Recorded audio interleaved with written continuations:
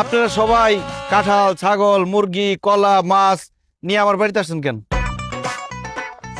রে আমি তোরে না জানাই তোর গাছের থেকে একটা কাঁটা চুরি করে খাইছি রে ভাই। আমি ভাবছিলাম যে তুই তো সরল সোজা মানুষ, তোর গাছের থেকে কাঁটা চুরি করে খাইলে তুই তো আমাকে কিছু করতে পারবি না ভাই। এখন চারিদিকে যে আওয়াজ পাইতাছি, মানে যাই কথা শুনতাছি ভাই, আমি এর লেগে ডরের তোর লেগে আমি কাঁঠালটা লই আইছি ভাই। এই কাঁঠালটা আছে না, আমার একটা প্রথম গাছে যাত্রা কাঁঠাল ভাই, তুই এই কাঁঠালটা ফেরত নে ভাই, আমার মাফ করে দে ভাই, মাফ করে দে ভাই। মাপ করবো কি করবো না সেটা পরে দেখতেছি।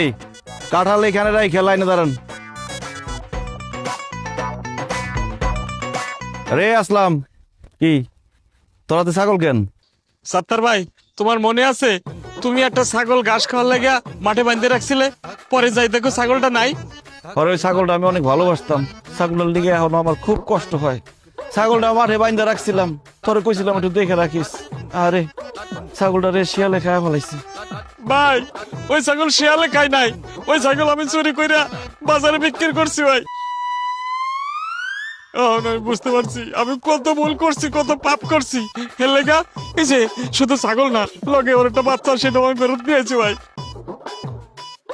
ভাই, এই ছাগলটা ফেরত দিয়া আমার মাফ করে দেন ভাই, এই কাজটা করা আমার ঠিক হয় নাই ভাই। বাইন্ধা রাখ ছাগল, বাইন্ধা পিছনে দাঁড়া যা।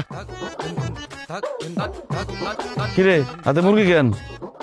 সাত্তার ভাই, আপনার খোয়ার থেকে কয়দিন আগে একটা মুরগি চুরি কইরা আমরা বন্ধুরা মিলে পিকনিক খাইছিলাম।